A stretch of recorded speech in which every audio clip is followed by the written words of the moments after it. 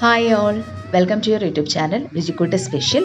നമുക്കിന്ന് നവരാത്രി സ്പെഷ്യലായിട്ട് ഒരു സ്വീറ്റ് റെസിപ്പി തയ്യാറാക്കാം. ഇത് നമ്മൾ ഓട്സ് കൊണ്ട് തയ്യാറാക്കുന്ന ഒരു ശർക്കര പായസമാണ്.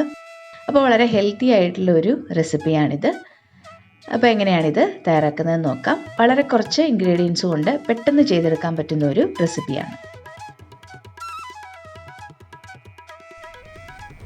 ആദ്യം നമുക്ക് കുറച്ച് ശർക്കരയൊന്ന് ഉരുക്കിയെടുക്കണം. ഞാനിപ്പോൾ 2 കപ്പ് ശർക്കരയാണ് എടുത്തിരിക്കുന്നത്.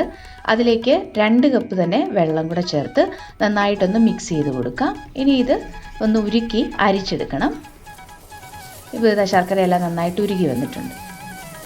അപ്പോൾ അത് അരിച്ച് മാറ്റി വെക്കാം. ഇനി ഒരു പാത്രത്തിലേക്ക് ഞാൻ 1 ടേബിൾ സ്പൂൺ നെയ്യ് ചൂടാക്കിയിട്ടുണ്ട്.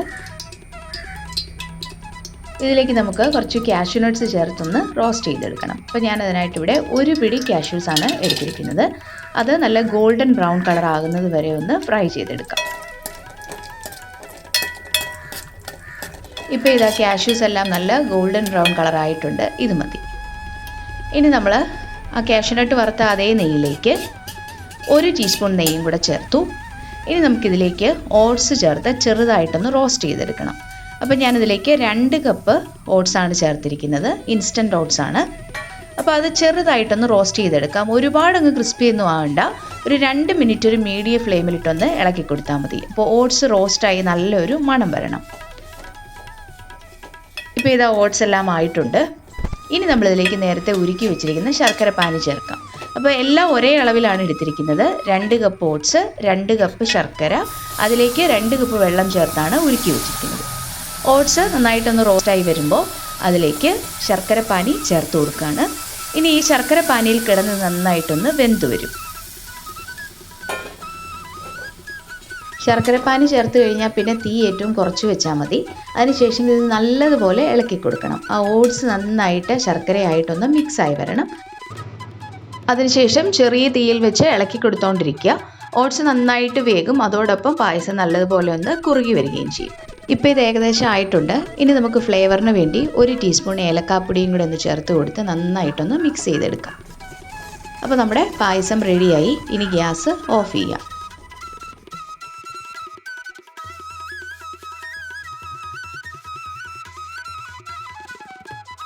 ഇനി നമുക്കിതിലേക്ക് നേരത്തെ ഫ്രൈ ചെയ്ത് വെച്ചിരുന്ന കാഷ്യൂസ് ചേർത്ത് നല്ലതുപോലെ ഒന്ന് മിക്സ് ചെയ്ത് കൊടുക്കാം. ഇതിന് കൂടെ കിസ്മിസ് വേണമെങ്കിൽ അതും കൂടെ ചേർക്കാം. കാഷ്യൂ ഫ്രൈ ചെയ്യുന്ന കൂടെ ഒരു പിടി കിസ്മിസും കൂടെ ചേർത്തൊന്ന് ഫ്രൈ ചെയ്ത് ചേർക്കാം.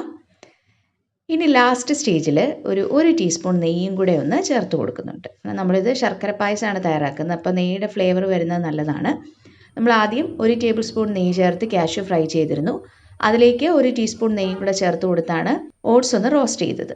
അപ്പോൾ ആകെ അത്രയും വളരെ കുറച്ച് നെയ്യേ ഉപയോഗിച്ചിട്ടുള്ളൂ. ലാസ്റ്റ് സ്റ്റേജിൽ 1 ടീസ്പൂൺ നെയ്യും കൂടെ ചേർത്ത് കൊടുത്തു.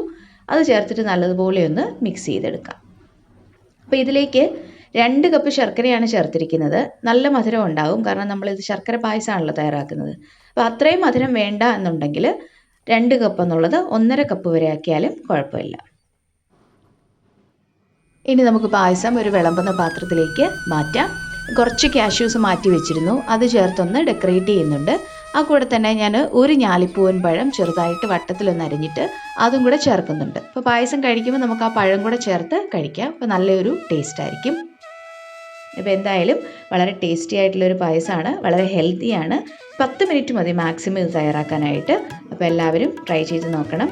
Thank you for watching.